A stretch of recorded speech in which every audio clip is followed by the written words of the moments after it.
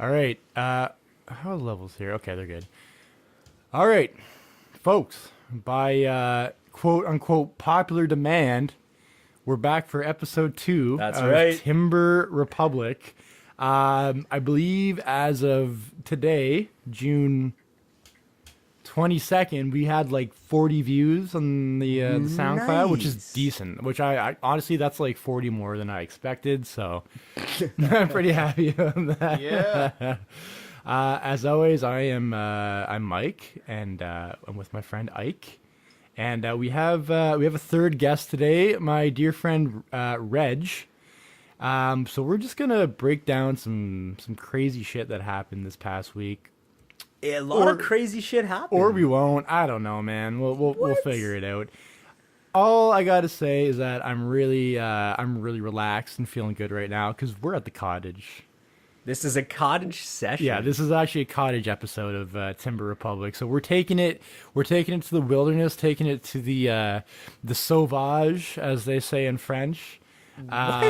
Yeah, well, sauvage means savage in French, but I think that's like the expression for like the wilderness, like the savageness. The sauvage. Like les sauvages, yeah. I'm pretty sure I could totally be okay. making this up. You know what? I always intended to be savage on this podcast. Yeah, so- well, dude, the first episode was just pure smut. Like, wow, it was not just good. grease, I was not man. happy about it. Well, you asked me if we wanted to do a redemption portion. Well, of- no. Well, what I wanted to do was like talk about if we have like not redemption, more like a regret.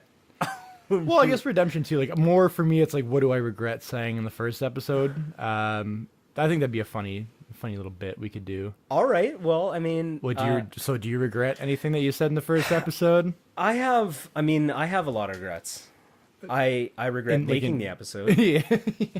But more so, I really just regret how I came off as a little bit too excited. Like I don't think that this podcast really, if we're gonna stay consistent, Yeah. we gotta hit a flow, right? We gotta hit a design. And so I'm hoping Yeah. with this podcast we introduce our topics a little bit more clearly, and that we I kind of like just kind of going off the top though. I don't know. yeah.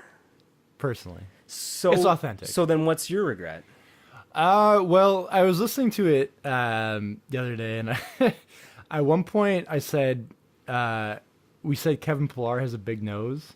Okay. And then as soon as you said that, I jumped in and said, "Oh, he's Jewish, by the way." Like it was like I just cognitively associated well, having a big that's- nose with being Jewish. That's Which I do. That's unfair. Which I that's kind of. but that's unfair. No, it was unfair. I also announced that I was not circumcised on the podcast, which I kind of regret. Okay, but I knew that. yeah, you already knew that, but like to the the average listener, that's kind of wasn't happy about that one, but to each their own. So if we are to kick it off in the right direction, Yeah, you started off this time, man. You lead the way. all right, let's fire it up, folks. This is our second episode of Timber Republic, and I want to introduce you to the kid from Nova Scotia who had a fleet of Harley and bicycle riders. Yeah, you never heard about this? What are you talking This about? kid was No. bullied, and he had a fleet of motorcycle, like basically an entourage. Yeah. Of motorcycle riders Okay. take him to his elementary school as a statement of anti-bullying. Yeah, so really, no, he had I'm talking like dozens of motorcycle riders bring him into his elementary school. What a pussy! Come on. Well, dude. this is the thing. It's like, okay, who's the first kid that's still gonna make fun of him? I mean, I would make fun of him that he had to go fucking get a bunch of dads to drive him into work every day. Like, that's not cool. Motorcycles aren't cool. Like, objectively aren't cool. So when you drive up with 12 of them, Man, it was more than 12. This guy had like 50 or something. like, what did his bully do? I feel like his bully would just been dying laughing. This fucking loser. He had to fucking call. You didn't have to call his own dad. He had to call like fucking 20 other dads to drive him into school. Man, every I don't know day. if he has a dad. Pussy.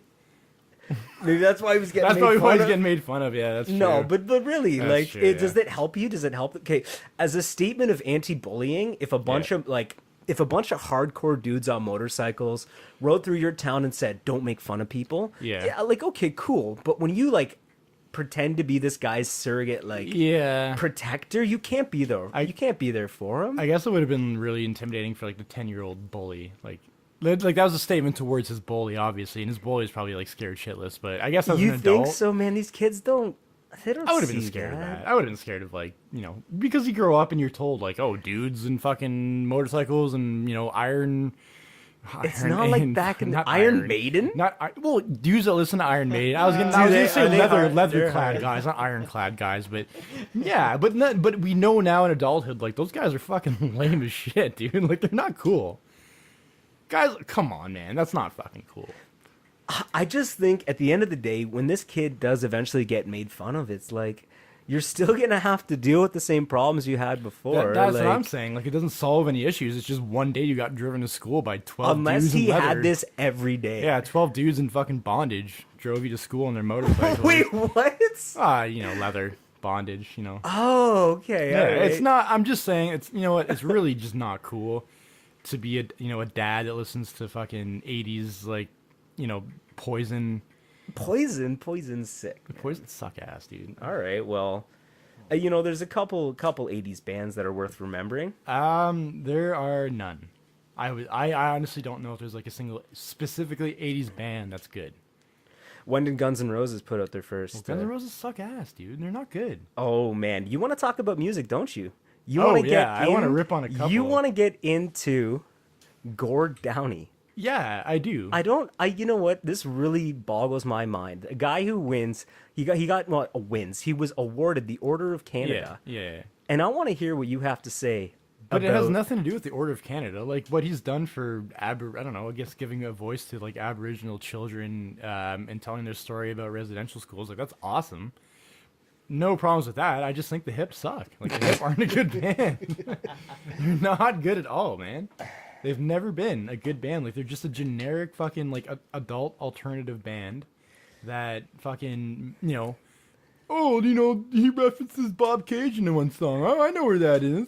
Yeah, it's so Canadian. It's not good. It's just generic. He references a bunch of places. I'm just man. saying, like, it's such generic fucking alternative rock, and like, if that is that's the best Canada can do, like, that's No, they were a good start. Okay. So the Tragically Hip, I think the conversation we had before is you thought that they were a little bit. What's the word we used to describe? simple. Okay. Simple band, simple fans, but simple plan, but baby. That was pretty good. That was pretty That was pretty good. smart, right? If Yeah. you were a Simple Plan fan, I would rather. they're Canadian too. I would aren't rather they? listen to Simple Plan than Tragically Hip. Oh my I god! You're full of- absolutely would you're rather listen to Simple Plan garbage, than man. Tragically Hip. No, 100%. Man, there's so many like. The thing is with the Tragically Hip is that like everyone's like, oh, that's the true like Canadian experience what they sing about. Well, it's not. Like if you fucking young kids today aren't going to Bob Cajun and it's like fucking I don't know what the fuck they sing about, and, like sitting around a bonfire and shit and being blue collar. I don't fucking know. That wasn't my experience growing up. I listened to that shit and I was like, fuck no. If anything, I would say someone like Drake is more akin to like the experience of young people in cosmopolitan Canada and like suburban Canada. That's fair. Like the heavily densely populated spaces. Yeah, of and I mean Canada. that's where I'm coming from. That's where we're all coming from because that's well, I mean not Toronto or anything, but we grew up in the suburbs. We grew up in a city. Like we didn't grow up in fucking Bob Cajun. Like the Yeah, Hip but sing that about. Thompson girl, right? She's still whistling at that nickel stack. I don't know what that means, and I don't want to know what that means. All right, well, They're not good, dude. And like when you go to their concerts, it's a bunch of fucking lacrosse bros that are dumb Yeah. as shit, and they think they're What? for some reason unique for listening to Gord Downie. unfair, man. Oh Unfair. god! Oh, don't even get me started on these guys. Okay, but here dude. I'll tell you. I'll bring it back to why he won the Order of Canada. Yeah, but that has nothing to do with his music, more or less. I mean, it has to do with like that project he worked on, Secret Path. Yeah, telling about Chani Wenjack. Yeah, you know more about He's it a than I do. 12-year-old Aboriginal kid who tried to run away from his residential school. Yeah. And he found himself on a railroad track, and he just kept trucking and trucking, and Yeah, no, he didn't make it, so he dies. Oh, he dies. Yeah, Oh, Chani shit. Wenjack dies, And it's a man. true story, right? Yeah, Like, of it's course, wow, of course. God, that's awful. Well, and it's one of many cases of Right. abuse, and I Right. think and it's important. I think the reason he's winning, Gord Downey's winning it this year. This guy's been making, in my opinion, stellar Canadiana music for years. He could have won it before. I mean, this guy's amazing, but he wins it this year at the 150 of Canada's, what is it, Sesquicentennial? Sesquicentennial, Sasquatch Centennial. So, anyways, we have the 150, and he's winning it now because all you read when you go on Facebook is Canada 150, Aboriginal 10,000. You know what I mean? Like you're talking about. Oh, I haven't. Yeah, that's a great quote. I haven't heard right? that. So But that makes sense. Aboriginal like 10, Yeah. thousands of Yeah, years yeah, of yeah. culture. And Gord Right. Downey wins it this year after finally turning his attention to to the Aboriginal issue and the Reconciliation Project. But that's way more important than anything the Hip's ever done. The Hip are just they just Yeah, write like well, this isn't really. This was a Gord Downey project. It's a Gord Downey yeah. project, They all won it exactly. though. Piggybackers. no, it was just him, wasn't it? No, man. They Oh. all got. Well, they Yeah. kind of in the background. They got it. Oh, there's so many better Canadian bands. God damn. Oh, they're up. They're up there. Still. Well, I highly disagree with that. we're gonna ask Reg. What's your favorite Canadian band? Well, first off, I just want to start off. Thanks for having me on the podcast you. here. Thanks for coming, You man. guys, I listen to you welcome. guys. Perfect. These boys have been with me since the beginning, and now it's just another Aw, relic here. man. So I just want to add that in before I answer any of the questions here. But Thank to be you. honest with you, when I was growing up, I'm gonna be honest. I wasn't really into any type of rock bands or any countryside music. So I'm gonna have to go with the DM band that started Hey. my Sure. a little bit of so to say course into a different realm, because what I learned from these boys is just you gotta explore sometimes. And Who are you talking about? well, You're talking about Alexis on Fire. aren't that's you? exactly it, my friend. I love it. Yeah. Like That's that, exactly Dallas Green. Yes, and Dallas that's- Green sucked though too, man. He's not that good. Whoa, bro! People all around the world. I had a girl. And there was a girl in Germany who lived, and she came to St. Catherine. She's like, I came here because of Dallas Green. That's fucking She stupid. traveled. That's really fucking stupid. No, man. She came here to see Dallas Green. She came to St. Catharines, Ontario to see Dallas Green. Well, okay, no, never she know came what here happens, for she man. came here for school. She came here for school, but when she was here, she's like, Yeah. I also enjoy this place because of Dallas, man. Oh god. what?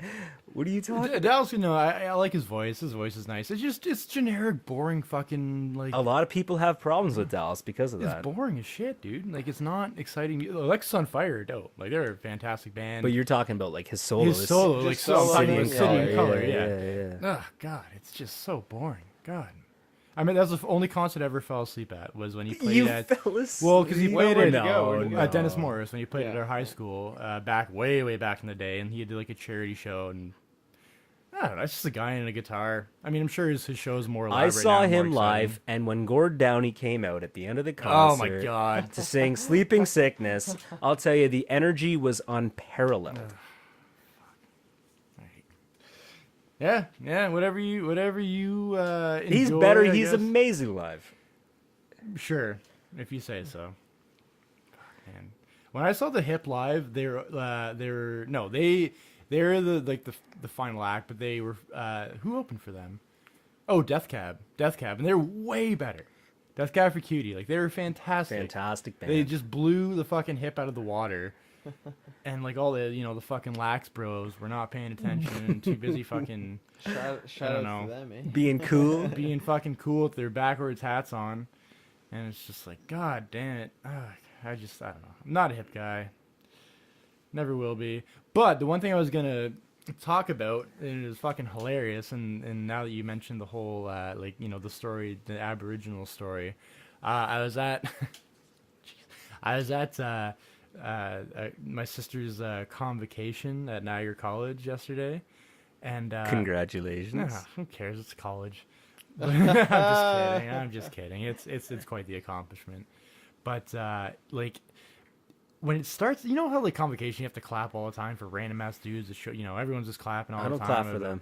No, what? Well, Some of Neither, them. neither you know, do I. Like the ones with cool names. yeah, but I mean, when it starts, you have to clap for the graduates, clap for the dean, clap for the fucking The provost. registrar, like provost, yeah, all Your this hands are falling bullshit. off. Yeah, yeah, And yeah. then before they started the ceremony, they mentioned, and I thought it was really cool. They mentioned they're like, before we start, we just want to state that Niagara College was built on an ancient like native hunting ground that was no. Right. shared by various tribes as their. You're talking about like unceded territory. Yeah, but anyway, so they That's said what they do. No. But the funny thing is, they said this. They're like, we just want to mention before we start that we want to thank like the Aboriginal community for allowing us to, like, like have this ceremony today on their traditional hunting land. Blah blah blah. So we just want to acknowledge the various tribes before we start. And he paused, and no one clapped. Jesus. Nobody we were clapping the whole time for everyone else, and just like immediately just dead silence. There is a genuine. Can I just interject here? No, that's the story, man. No, That's- okay, that's the story. I'm not interjecting. I'm following up. Yeah. Here's the genuine confusion that strikes Canadians when they hear this kind of information. Right. That we're built on territory that wasn't necessarily ceded by way of treaty or wasn't acquired. If there's a way to acquire traditional lands appropriately. Right. The problem is when you recognize the kind of culture and tradition that was on the lands before you decided to roll in with your Walmarts and your big shot box office kind of mentality. Right. You go, well, what am I supposed to do with that information? Yeah, I know. I know. How am I? What am I supposed to clap about it? Am I supposed to be sad that and kind of reminded that I committed genocide? Yeah, like Or when maybe nobody. I didn't, but my that's ancestors exactly did. like that's the 150 mentality that people are Yeah. saying. What are we celebrating? And that's Yeah, it's what are so we celebrating, well. right? And a lot of people want to remind each other of. There's a lot to look back in our past and be a little bit shameful. Absolutely. of- Well, not my past, because my family was in fucking Italy. Fucking God doing God knows what. Well, there's a lot of people who's, and it's that whole, I am a white settler. That's like supposed to be you purging yourself and coming to terms with your Yeah. fact of Canada. When you say, you look in the mirror in the morning, you're rinsing your mouth with scope, you want to make your teeth look white, you're meeting somebody, you're trying to solidify a deal, and you're saying, I am still a white settler. And that's supposed to be somehow cathartic, cleansing. But if you were an immigrant, you're second generation, or it's hard if you weren't somebody who can trace your lineage back to like that Nova Scotia dude who was like offering money for Aboriginal scalps. If you weren't that, if you're not like, I can like actually my great grandpops was doing that kind of that kind of game, then what's your actual deal in the pity market? Not my problem. Well, that's the mentality, right? that's the It's like, not mentality, my problem. yeah. It was someone else, and we're all immigrants, so that's the thing. So we're all Well, like, yeah, not my problem. Funny you bring this subject up, actually, because first off, I've run into a situation recently where I was actually pawned on as an Aboriginal at a gas station. Oh, really? You got that discount, yeah, didn't you? Yeah, Whoa. no. So let me tell You the story. didn't. Basically, I went up to a simple SO everyone knows about, and I wanted to just get some fill up my tank, go in, do it myself, and then what I come across at the desk is are you an Aboriginal? Is that the Straight- first time straight that off. happened to you? This is one of twice that happened to me this year. Oh, yeah? This year, yes. And I just want to make it clear on the record here that I'm not Aboriginal. I'm from South America, Peru, and I may look Aboriginal to some white people by just nature, but honestly, nothing identical. I don't do any Well, they type probably of. just see dark skin, and they're like, "That's maybe." Well, were they asking like to see your card, like to give actually, you a discount? So when I went up to the counter, I said, "So I'm pump 4. Yeah. This is my fee. I want to pay debit." Yeah. He said right away, before he even asked me, That's so "What do you want to strange. pay? Like either cash or debit?" Yeah. He said, "Are you original? You look original to me." I'm like, What? and then I looked to myself, stunned for a couple seconds. Yeah, a couple yeah, moments, yeah. and I'm like, "What? Really?" no, I'm Canadian. I'm here. Yeah. Here's my card. I just want to pay debit. Don't worry about it. And basically, you know, he actually waited a couple moments before he accepted that I was not. He really assumed. Yeah, he really thought I was Aboriginal. And this guy looked like he was in his 40s. He wasn't like by any means like super old, but like he was middle aged. And then he waited. He got my Maybe card. he was just trying to pull a solid and thought if you could have just played along, he'd give you that discount. Well, Yeah, at that's the true. time, I almost felt actually insulted because I didn't want to be like. You don't want to look No, there is no Aboriginal. discount. You got to be No, on the reserve I mean, to get that. Come on, like I would have showed you my green card right away. You know what I mean? Like, come on, if I had, it's if I had, it's your status. but, Yeah, but it's not a green literally, card, like it's he a status assumed card. right away that I was, and then I'm like to myself, shaking my head slowly. Here's my card, done. Here you go. No. Can I please move out of the way? Yeah. And I caused the lineup for that actually. Yo, that dude is definitely a hip fan, by the way. He's Boo. definitely right. He's the Yeah. fucking former Lax bro that fucking went to DM, realized Lax was for him, and he Lax is for everyone at St. Catherine's. yeah, man. apparently, What are fuck, you and talking about? school sucks, and Lax is everything, and fucking gas stations are cool. I'm gonna work there for the rest of my life, and the hip are awesome, and Oh man, sauvage, isn't that the term? Sauvage is the term, Sauvage. He is sauvage. bitch. That's right. You know who else is sauvage? Who? Tell us about that kid who decided he wanted to fight. Oh, ISIS. Fight yeah. ISIS, Fuck, I man. gotta pull up that article. Where the Oh. fuck did I put my phone? Is it around here Well, somewhere? give us a brief interlude. While Yeah, but the you funny might thing, know a little bit. the article is kind of what makes it hilarious. I'm gonna go Okay. grab it. Just give you just talk for Okay, a second. all right. So, anyways, while Mike G runs to get his phone, here's gonna be the brief sort of synopsis of this. Canada has a history of immigration, sort of selective immigration, and the weirdest part about this story is it feeds into a narrative of when we, as Canadians, don't want people to leave Canada to commit certain, whether participate in a war or commit certain crimes. So it's a weird sort of phenomenon now where the Canadian state is picking up on risk factors and actually targeting people for their propensity to either join ISIS or join terrorist groups. Now, the particular individual that Mike's going to tell you about decided to fight against ISIS, but I guess there's a piece in the Globe and Mail that he wants to cite from. Yeah. Okay, I found it here. It's actually the National Oh, Post. never mind. Same shit. Whatever. I don't know if that's okay. Whatever. It's by Stuart Bell. Where the fuck that is. Stuart Bell is the author, and it's just it's a crazy story. So I guess there's this kid in St. Catharines. What's his name? I'm gonna find it here. Fuck. Tina Martino. Okay, his name is Nazareno Tassone. Like the most Italian. Nazareno Tassone. Nazareno Tassone is the if you want to get real Italian with it. So let's get all Hamlet. This guy dies, doesn't he? Yeah, he died. He died. dies. It's what? It's crazy.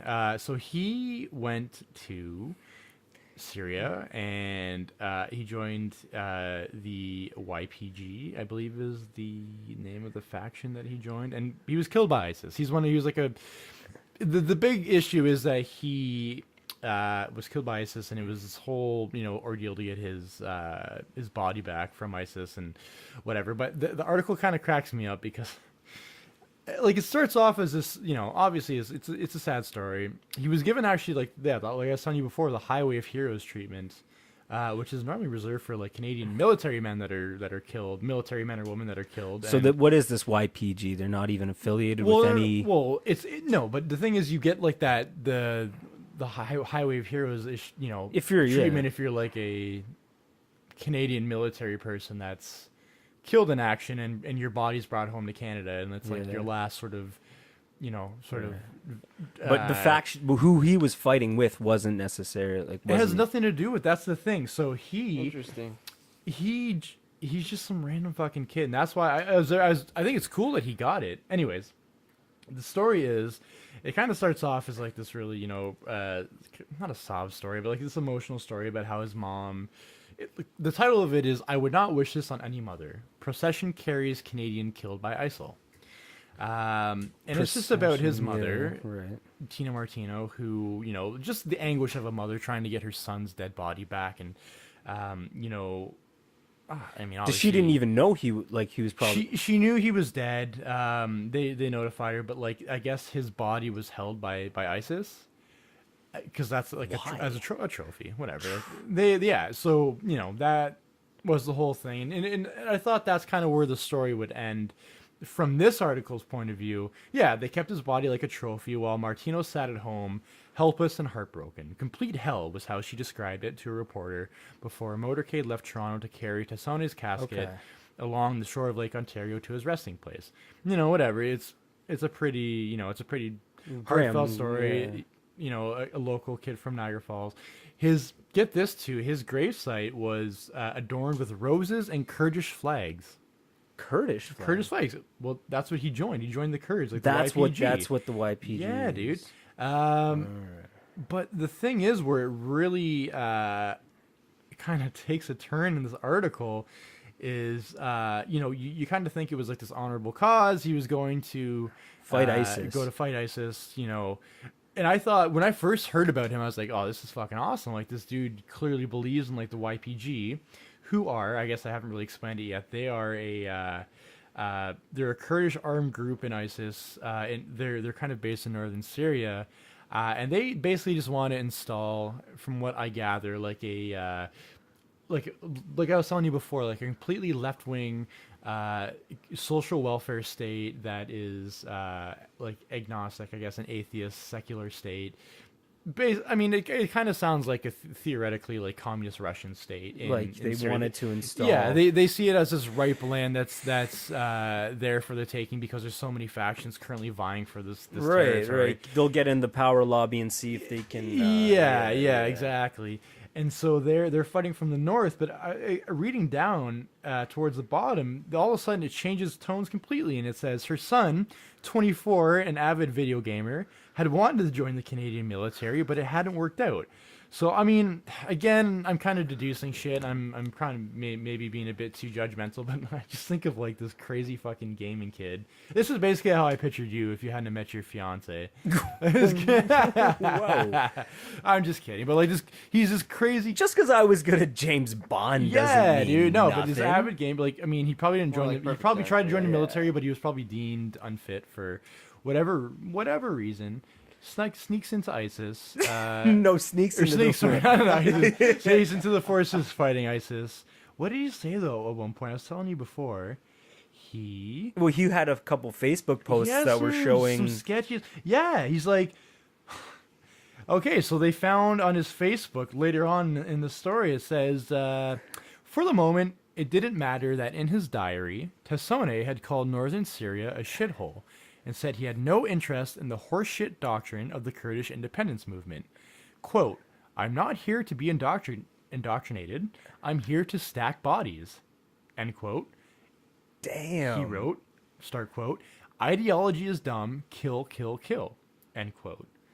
Who can disagree with that? Yeah, that's crazy. So this is the thing I've read about as well, that a lot of they'll take anybody to join that army. And a lot of it is just comprised of people that were kicked out of or like dishonorably discharged from other Western armies. And they're just fucking psychos that want to kill. Right. Which is crazy, man. Like, it's just crazy that, Oh, man. Look, but that's kind of badass at the same time. Like, that's how passionate this dude was about fucking just joining. Like, he wanted to fucking play COD.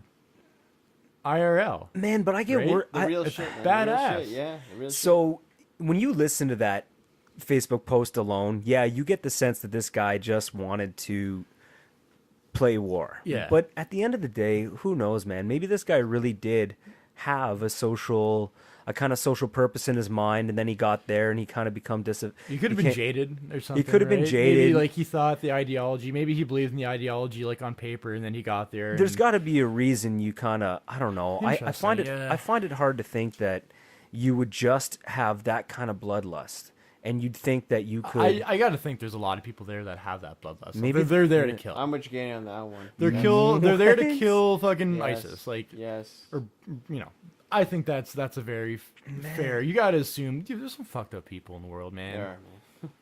You gotta think, but they'll take kill, anybody. kill, They don't give a shit. They'll take anybody that wants to go out there and So and does fight. Canada have a role to say we're not gonna like? I mean, But what role could they have? He snuck into Man, Iraq and then yeah, but sorry, we he flew into Iraq. it lately makes and then snuck into national Syria. headlines when a Canadian leaves to join ISIS. Yeah. I mean, and this guy got a high thing. No, he didn't got- join ISIS. I know, but I'm saying we keep measure. Apparently, in the last decade, it's Yeah. become part of the national mantra to keep tabs on people who leave Canada to fight war. And this guy got a Yeah. highway of heroes. All I'm saying Yeah, is which is crazy. he got a highway of heroes to fight ISIS. And meanwhile, his Facebook post is Yeah, just saying, and everything's- "I really just want to kill people." Yeah, and everything So- suggests he's in the, you know what I mean? Like normally those That's- are, but hey, maybe the guys that are normally getting the highway of heroes join the Canadian Army for the same reason, right? My, about ooh. that. Why not? Well- Why not? No, Even no, that. it's possible, but they always think like most of the people I talk to see it as them, fulfilling that cause. It's the same sort of rhetoric that you hear about, someone's got to stand up for the country, and sure, I Right. might have to do some shitty things, but a lot of times it's a patriotism. This guy didn't. It wasn't like a loyalism to Canada that he went out. You know what I mean? That just makes him He to me went- even more of a hero. Like he didn't. Well, they made loyalism to Canada, but like he didn't. Like I said before, Was it just fighting evil where evil is? Is that what he maybe thought? maybe like he didn't just join the army for a job or to get benefits. Like he just No. fucking went there to shoot ISIS. So maybe which he is kind of badass. So that's man. maybe what he thought, right? In his mind, he goes, "I'm gonna kill someone who Yeah. I think is evil." Yeah, maybe he's like, you know what? I'm not gonna let the Canadian military stop me. If they think I'm unfit, I'm gonna find a way to get That there. isn't. Maybe that's why Which he is- got. Yeah, okay. Which is, I guess I'm just, you know what? I don't want to speak ill of the dead No. by any means. I We think don't- I think we it's don't pretty know, insanely though. badass what he did. But Nonetheless, we don't. like Yeah, but we don't know. we don't know. We never will. But Well, what it's if just we? because What I've if? heard. What I've if heard, pages and pages of his diary Yeah. show he's just some autistic? dude always wants to Yeah, shoot. who always. What if that happened? But I don't know. Then you know what? He had a great time.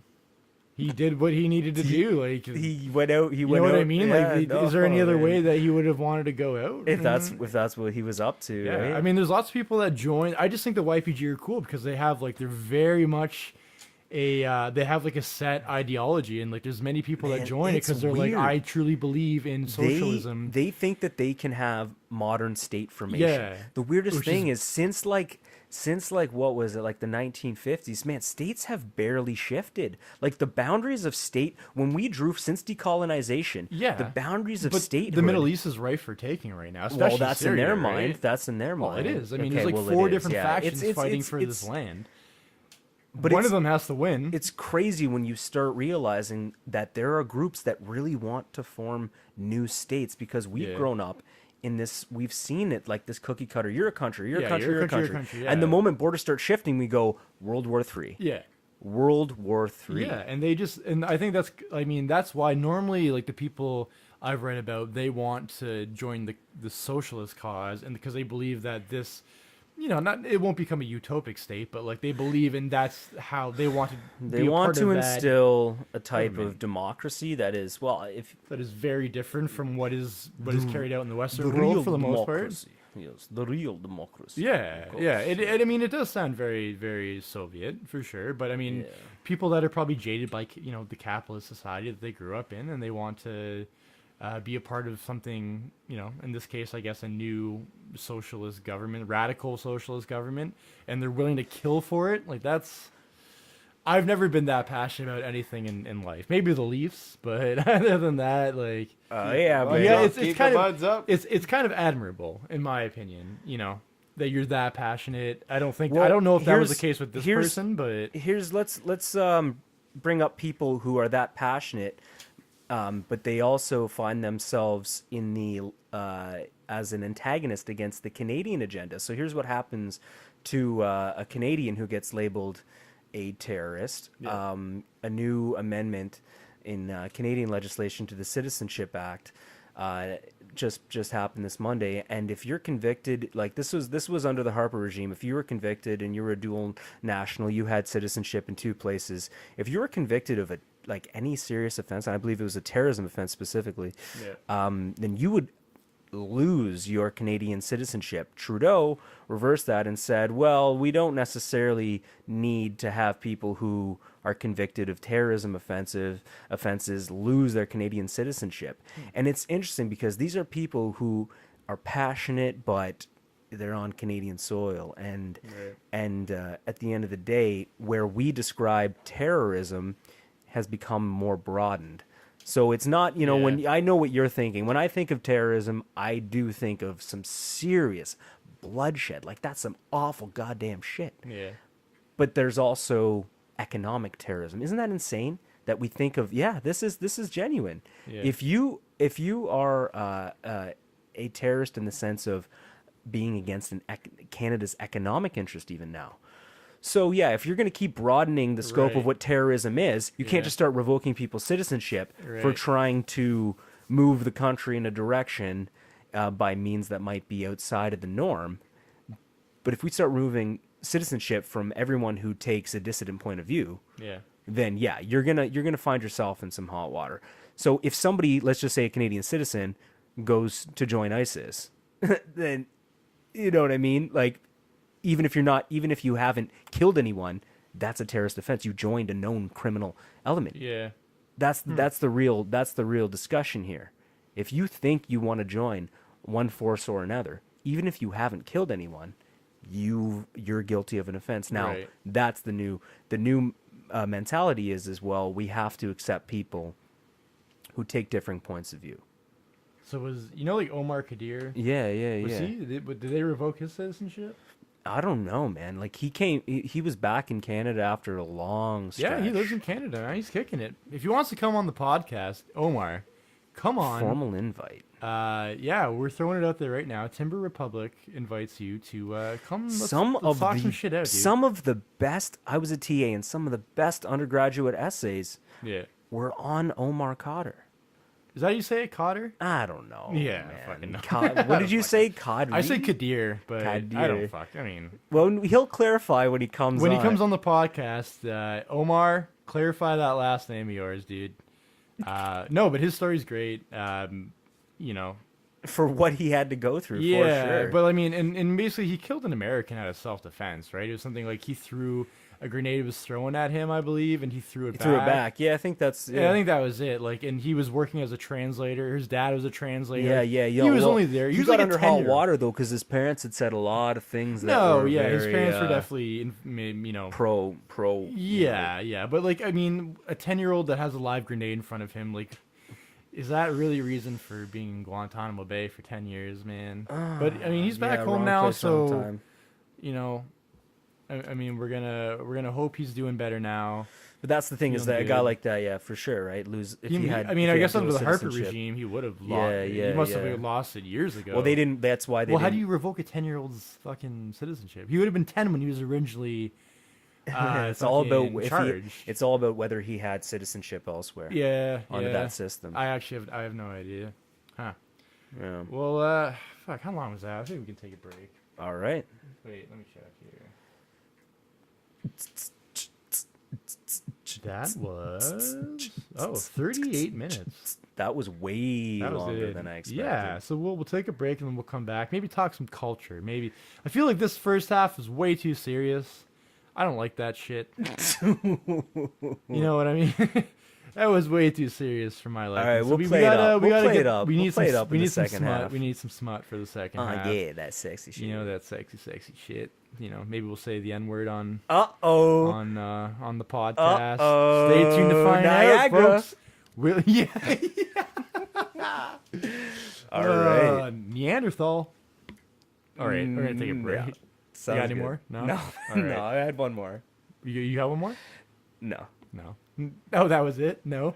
All right, we'll take a break. BRB.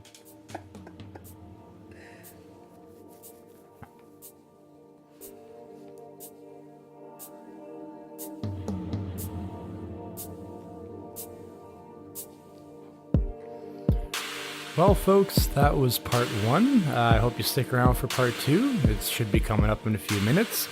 while we're taking a break, I just wanted to send out that ever so friendly reminder that you can check us out on soundcloud.com/timberrepublic.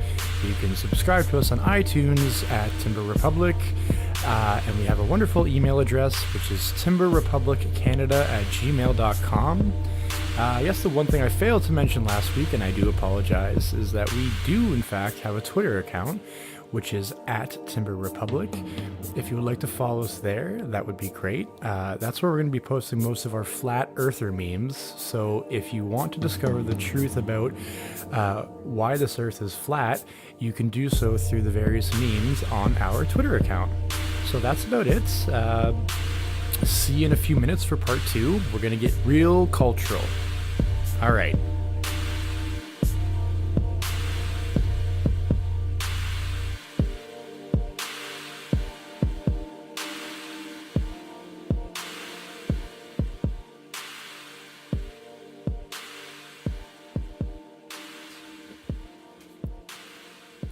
All right, well, welcome back to part 2. I was going to do a funny French accent to start it off, but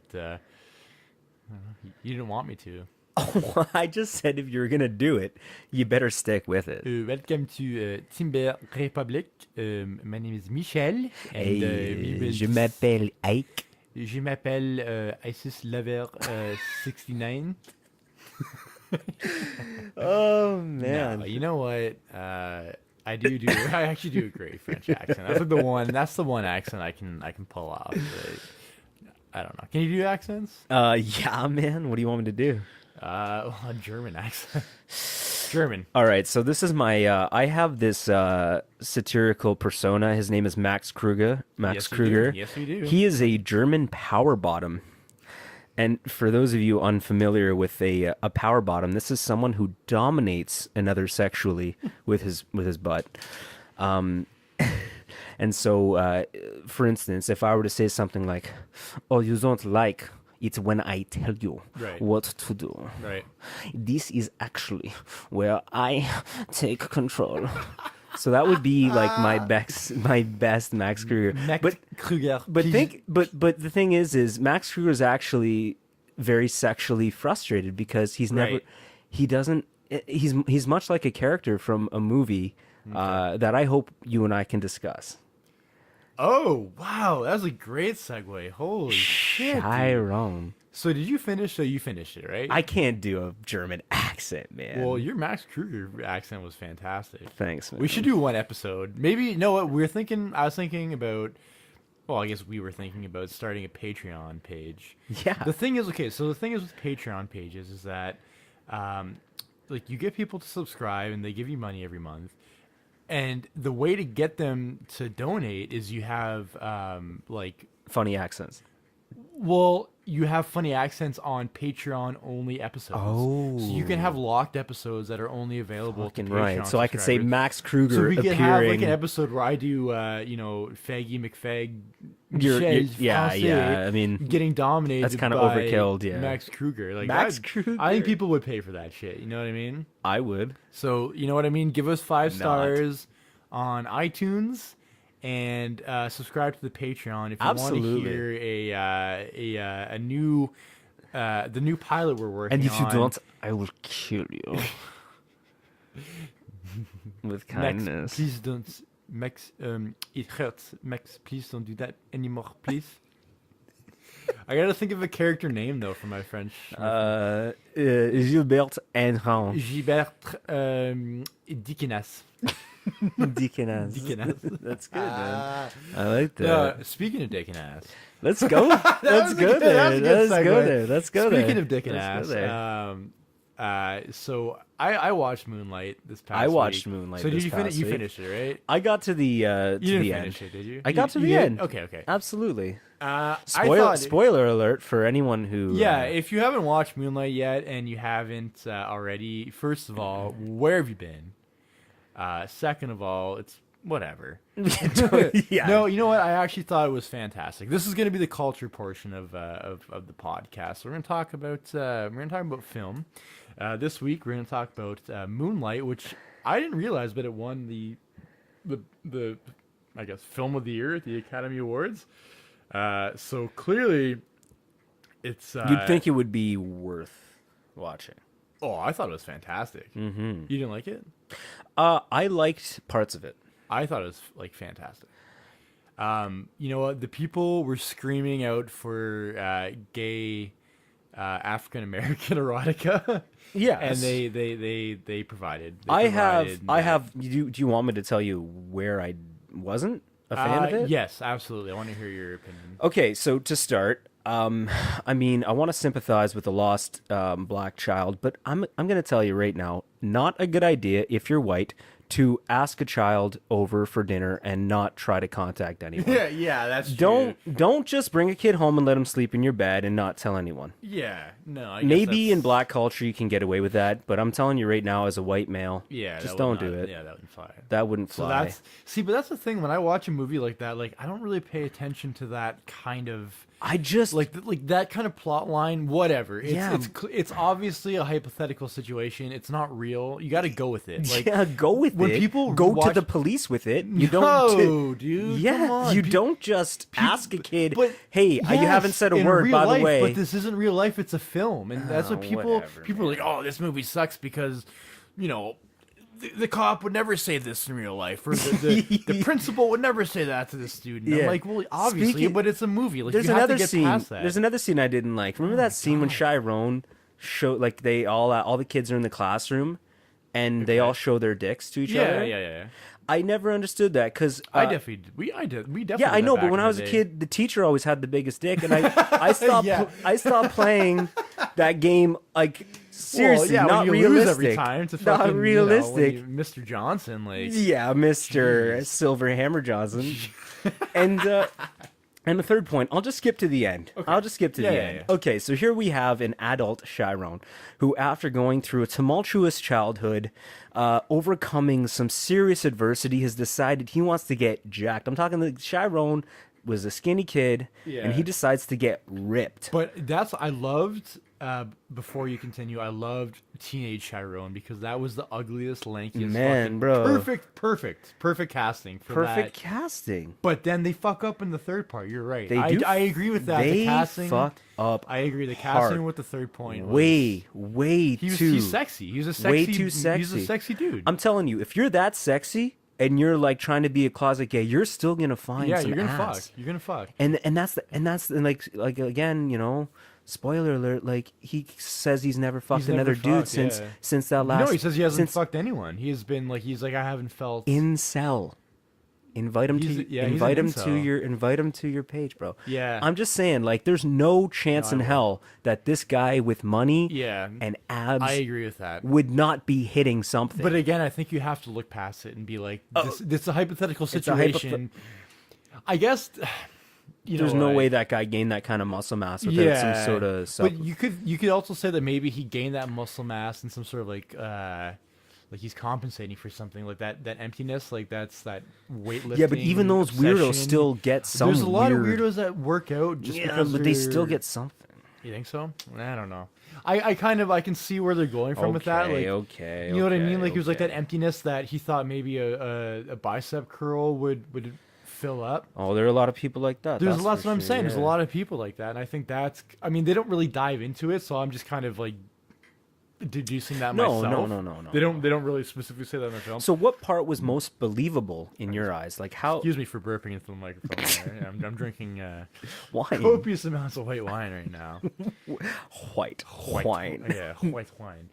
You know what? I thought the film was. I mean, the film was basically Omar's fucking storyline from The Wire. I don't know if you've watched The Wire. It was basically just it was basically Omar. No, but like, it was just like, I think, you know what, it's probably extremely, like, I thought it made a great point about how difficult it must be for, like, in that community, not even like the black community, but the immigrant community, like the blue collared, like lower, like, you know, marginalized communities to be gay, like. You know what I mean? Like the super machismo, macho lifestyle that those men live. Like the conflict that you would have to endure as a. I'll tell you another reason.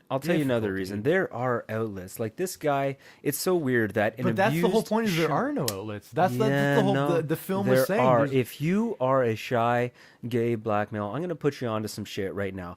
YouTube yourself some finger tutting. I'll tell you. Or like go oh yeah, on. what's that about? Man, it's like there's a new style of dance, and this is a serious outlet for people who don't feel accepted Right. from their communities. I find it so unbelievable that Chiron, who is abused, would then decide he wants to start slanging dope and get all Yeah. jacked up. Not believable.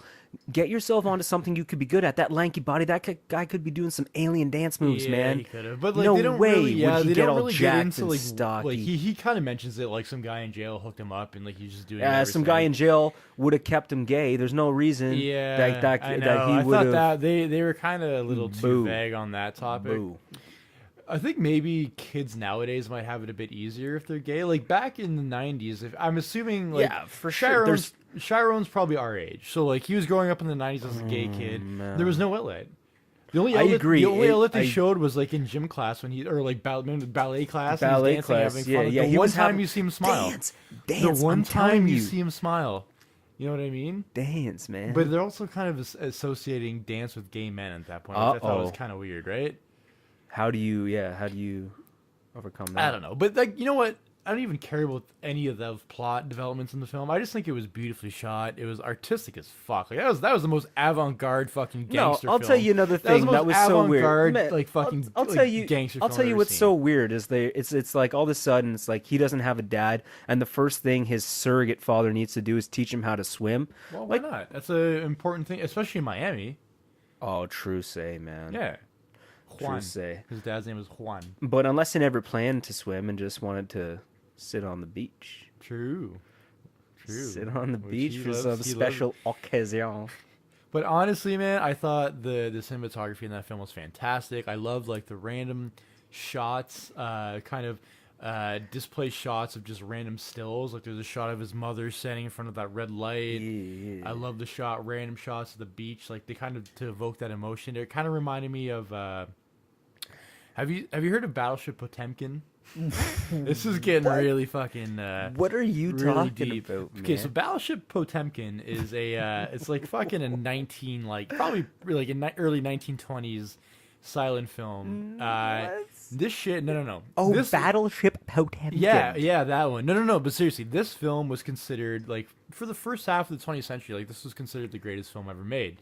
And it's pretty. It is actually just fucking sick. Like I highly recommend watching it. It's basically a Soviet propaganda film about the Potemkin ship. Like it was a ship, and these sailors like committed mutiny against their like. It's basically like an allegory for like the Bolshevik. Yeah, all revolt. right. Like, Yeah, the sailors like unionized together and committed mutiny and overthrew their thing. Whatever, it doesn't matter. But the way that like there's so many action scenes in that film, but back in the day, like they couldn't. They didn't have the technology to film an action scenes. So the way they would do it is they would do like still like imagery, like stills. So they would show like an angry man, and then the next shot would be like a still of a falcon like screeching, and then they'd show like there's a war scene, like a man holding up a gun, and then all of a sudden they show something like menacing, like an image.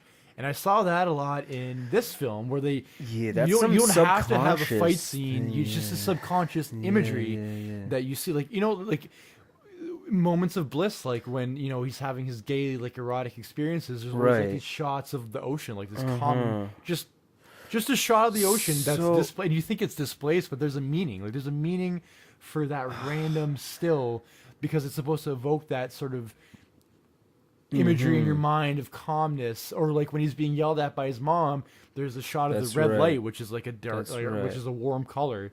It evokes, just a still of whatever, and it just it evokes whatever emotion. And I was like, man, that's badass as shit, dude. That's artsy as fuck. Yeah, there's no way It was if you artsy watch as this fuck, film, dude. you're gonna enjoy it. Like that's the Well, and reality. you have to know what you're getting into. Like, if you want to fucking watch, Guardians of the Galaxy, and that's your jam, you're gonna hate this film. Yeah, But there, you know what? Yeah. I gotta shout out the Academy Awards because they still keep it real with. Like, you know what would have been a better twist is that after Chiron cracks that motherfucker with a chair Yeah. and gets hard as Oh, that fuck. was sick. If he still gets his nut and turns into this like straight up like OG gay guy that still gets his thing on and has no regrets. That's literally Omar from The Wire. That's literally Omar's fucking story arc. Well, then I haven't seen that, man. Omar is in The Wire. Like The Wire is like downtown. So The Wire is about Baltimore, and Omar he's a vigilante gangster. He doesn't work for any crew, and he's a gay man, and he's like unapologetically gay, but like badass. Like he kills people. Everyone's terrified of this man, and he's just like, yeah, fucking, I'm gay. Man, but what about in this movie, Kevin? Like that guy. Is that his That's Chiron's his boyfriend? Chiron. That guy. He goes to the Yeah, but Kevin's clearly not unapologetically gay because he has a kid. I mean, he has like fake. He has like girlfriend. Oh man. So he's not. He's the same as Chiron. He doesn't really follow his. I don't know, man. I don't fucking know. Man, I just feel like if you want to judge the film as to how it portrays a segment in time of people dealing with their sexuality in 1990s, I thought it was 2000s. beautiful, man. I thought it was just. Yeah, it was I think it's a fair portrayal. Especially, but, I mean, but also, if your first gay experience, like the gay community can correct me here, but if your first gay experience is smoking a blunt and getting handy on a beach in Miami, sick, dude. Gay guys got to figure it out. dope, That's dope. Like that's that's dope, like dude. that's you know what I mean. Like that's got to be up there in like top notch first gay experiences. That's a top notch handy, man. Beach handy, getting high, like And that's. and the guy who jerked you rolled the blunt for you. Yeah, so true. Chiron winning. Chiron, and he couldn't got look his past nut, it. Dude. He got his nut. Big He time. couldn't look past it. That was him in his That's element. beautiful. It was beautiful. I thought it was a fantastic film.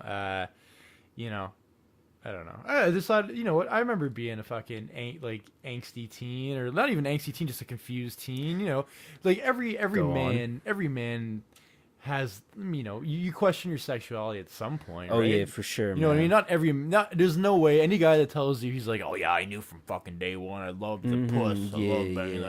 They're fucking lying. They're lying. They're lying. They had to look at a puss and a dick and be like, they had to decide. oh yeah, okay, all right. But I thought that was a really cool way of. They did a great job of like instilling how a male grows up. You know, obviously that was a more dire circumstance than most. I don't know, man. but- Remember that scene when he asks that like surrogate, like crack dealer father, who's like, Absolutely. he's like, am I a faggot? F word? Yeah. Am I a am faggot? I a faggot? And what if the guy had been like, no? But instead he's like, yeah, you might be. You might be, yeah. Little. A little bit, yeah. Yeah, you know what I mean? Kind of Like- giving off those vibes, dude. Yeah. I gotta be honest with you, little homie. Yeah, little You homie. kind of telling me that you are. But like, imagine if he'd been like, nah, man, like hard as fuck. No, but it, you know, like, I thought it was fantastic. I thought it was a great movie. I loved it. I thought it was great. 2 thumbs up from this guy. Let me tell you. Rotten Tomato rating. But Rotten Tomato. Well, I mean, it's got to have like a super high percentage rating on Rotten Tomatoes. I assume. I haven't checked it, but it's got some smashed tomato against it's got some smashed tomatoes up in this bitch. So is that how you want to end this old podcasty? Yeah. You know, I'm confused about my sexuality, folks. Yeah. You know, Stay tuned to see what unfolds. Well, I'm just thinking, you know what? If I see it, like, you know, I'm not gay, but if I meet a sexy dude who wants to that roll you a charms blunt me, and give you a handy on a beach in like, I mean, Miami. I'm not counting it out. Mom, Dad, please don't listen to this episode. They won't. I They trust won't. you. Well, my parents don't even know how to turn on a computer. They're still at that point. So I mean, I think I'm good. But you know, if you're related to me on Facebook or something, and you Unfriend. don't, right unfriend, now. stop right now. Don't listen. Ah, God. Fuck, that's about it. Fan-damn-tastic. What are we at right now? I think we're at like an hour. We Yeah. gotta be past an hour by now. 57 minutes. Hour after hour. That's pretty good, dude. Do you want to freestyle your way out, or Yeah. Wait, Yeah. Okay, yeah. Yeah, listen. It's the craziest shit you ever heard of. That I grown up in this suburban kind of neighborhood that I've been learning all kinds of nasty things about the Yo, the younglings, they ain't know nothing. My boy Reggie stepped it up, yo, with that Aboriginal nonsense. Yeah, with that Compton. Yeah, action, Bronson. Got this luncheons cause my throat's been very sore. All these heights, yes, I soar very high. I don't know what the difference between wrong and right is, but I'ma lay it down tonight cause got the massive flow, got the Astro. Yeah, with that Astaroth on the row. Yeah, with that A6 flex, yo. Gigante, I'm so happy you impressed, yo. Listen. Nice. Beautiful. Very good. See ya. Take care.